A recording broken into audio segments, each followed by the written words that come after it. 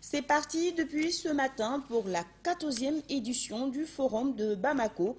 Et actualité oblige, la situation sécuritaire dans la bande sahélo-sahélienne s'invite dans les débats avec des thèmes sur paix, sécurité et développement. Il s'agira pour les experts venus de tous les continents de faire le diagnostic des crises récurrentes dans le Sahel afin de trouver des solutions durables. Les précisions, c'est avec Mohamed Diarra. Le triptyque paix, sécurité et développement dans la bande sahélo-sahélienne, une équation qui regroupe à Bamako les intellectuels venus des 5 continents. Un thème qui pose une fois de plus l'épineuse question de la conjugaison des efforts.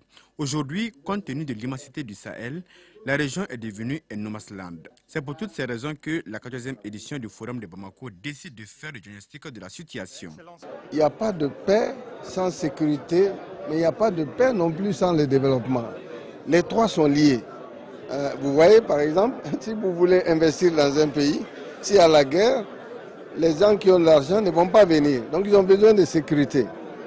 Mais si vous avez la sécurité, lorsque les gens ont faim, il n'y aura pas de sécurité parce que ceux qui ont faim, ils vont se rebeller. Donc, on a besoin de développement pour avoir la sécurité. Tout intérêt de ce forum de dialogue plus large au sein de la société est de définir une vision essentiellement malienne à des défis nationaux, régionaux et globaux. Les Maliens doivent pouvoir exprimer cette vision. Il faut un débat avec toutes les couches de la société. Cette plateforme d'échange et de partage se veut un rempart contre les crises multidimensionnelles dans le Sahel. Ce qui est arrivé au Mali en 2012 est la résultante de la crise libyenne. C'est pourquoi il est plus que jamais impérieux d'aller vers la mutualisation des efforts pour que la paix revienne dans la bande sahélo-sahélienne. La mutualisation des efforts, c'est une nécessité. Je pourrais dire que c'est un impératif. Parce que nous partons du principe que j'ai encore répété ici, qu'aucun pays du Sahel n'est capable de faire face tout seul aux défis de sécurité. N'ayons pas honte de coopérer avec ceux qui sont plus forts que nous. Aujourd'hui, le Mali seul ne pourra rien.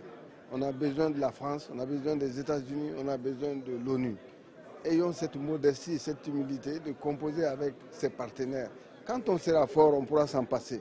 Le Mali, qui est sorti exsangue de cette crise majeure, se relève grâce à la mobilisation de la communauté internationale. Cette solidarité internationale se poursuivra dans les jours à venir. Les États-Unis viseront surtout et d'abord l'amélioration des institutions que l'efficacité opérationnelle.